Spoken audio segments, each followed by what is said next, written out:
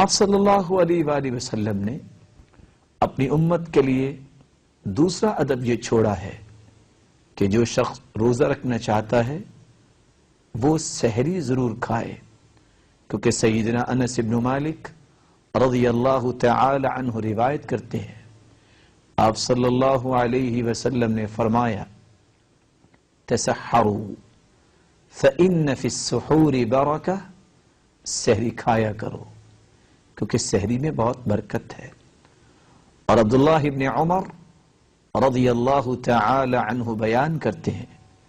کہ آپ صلی اللہ علیہ وآلہ وسلم نے یہ بھی فرمایا ان اللہ تعالی وملائکتہ یصلون علی المتسحرین، مالک الملک سحری کھانے والوں پر رحمت کا نزول فرماتے ہیں، اور اللہ کی نورانی مخلوق فرشتے سحری کا اہتمام کرنے والوں کے لیے بخشش کی دعائیں کرتے ہیں۔ اللہ ہمیں بھی فرشتوں کی دعاؤں کا مستحق بنائے اور اپنی رحمتوں کا مستحق بنائے۔ سیدنا مقدام رضی اللہ تعالی عنہ بیان کرتے ہیں آپ صلی اللہ علیہ وسلم نے یہاں تک فرمایا علیکم بہذا السحور فإنہ هو الغداء المبارک، تم سحری کو لازم پکڑو، سحری ضرور کیا کرو کیونکہ یہ بڑا ہی مبارک کھانا ہے۔ بلکہ سیدنا ابو ہریرہ رضی اللہ تعالی عنہ بیان کرتے ہیں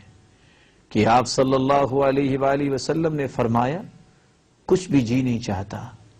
تو کم از کم تم کھجور استعمال کر لو۔ فرمایا نعم السحور التمر، کتنی ہی اچھی سحری ہے اگر کھجوروں کے ساتھ ہی سحری کی جائے۔ اور دوسری روایت میں آتا ہے آپ صلی اللہ علیہ وسلم نے فرمایا کہ سحری بڑی مبارک چیز ہے، فلا تدعوه السحور كله برکہ، سحری ساری کی ساری برکت ہے، فلا تدعوه، اس کو چھوڑا نہ کرو، ولو ان يجرع احدكم جرعة من ماء، خواہ تم پانی کا گھونٹ ہی کیوں نہ پی لو، فإن اللہ وملائکتہ یصلون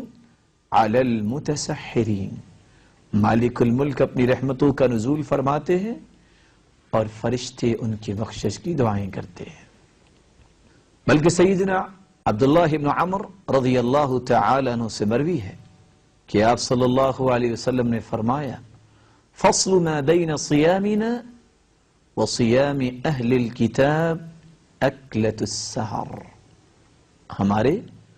اور اہل کتاب کے روزے میں فرق یہ ہے کہ وہ سحری کا کھانا نہیں کھاتے تھے اور ہم سحری کا کھانا کھا کر روزہ رکھتے ہیں۔ اگر انسان بیدار ہی اس وقت ہوا ہے جب اذان ہو رہی ہے تو پھر نیت جو رات کو اس نے کی اس کے مطابق اپنے روزے کو مکمل کر سکتا ہے۔ آپ صلی اللہ علیہ وآلہ وسلم نے امت کو ایک اور طریقہ، ایک اور پیغام بھی دیا ہے۔ فرمایا اذا سمع احدکم النداء، جب تم میں سے کوئی اذان کو سن لے،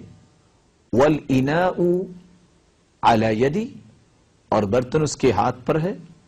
فلا یضعه حتی یقضی حاجته منہ، تو اس وقت تک اپنی ضرورت پوری کر لے، اس وقت تک اس برتن کو نہ چھوڑے جب تک اپنی ضرورت پوری نہ کر لے۔